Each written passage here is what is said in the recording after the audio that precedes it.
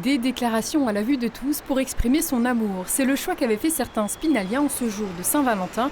Pour d'autres, comme dans ces boutiques à Épinal et Remiremont, ce sera un cadeau indémodable, le bouquet de fleurs. C'est important, Saint-Valentin, depuis toujours, depuis que je suis marié, même fiancé, on fait la Saint-Valentin.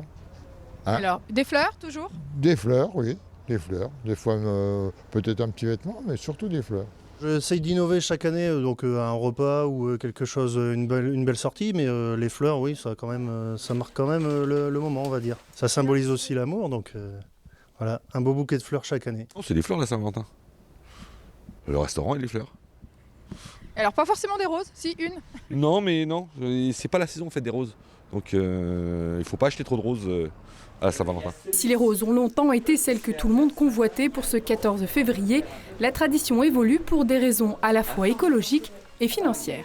Comme c'est une fête mondiale, obligatoirement le cours augmente et obligatoirement les roses sont beaucoup plus chères que ce qu'elles ne pourraient l'être à un autre moment de l'année, quoi. C'est vrai que je mets de plus en plus en avant les fleurs de saison, les fleurs françaises. Là, en ce moment, on a la tulipe, l'anémone, la renoncule, on a plein de jolies choses. Et bon, il faut encore de la rose rouge parce qu'il y a les puristes de la Saint-Valentin qui veulent que ça. Mais je pense que d'ici 5-10 ans, ça devrait de plus en plus prendre du recul. Moi, je suis très transparente avec mes clients. S'ils me posent des questions, je leur réponds en toute transparence. De là où ça vient, de comment c'est produit. Et j'axe un petit peu plus sur des choses un petit peu plus saines, on va dire, pour la planète et pour nous.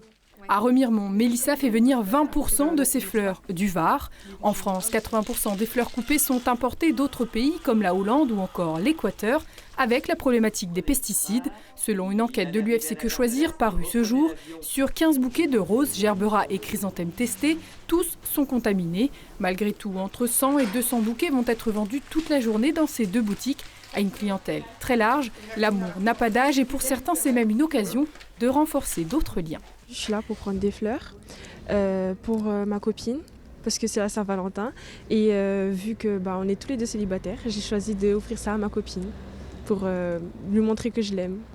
Donc c'est des fleurs d'amitié aujourd'hui? Oui, exactement. D'amour ou d'amitié, le bouquet de fleurs est encore très prisé. Si la Saint-Valentin reste une journée importante en matière de chiffre d'affaires pour les fleuristes, elle est bien loin derrière la fête des mères.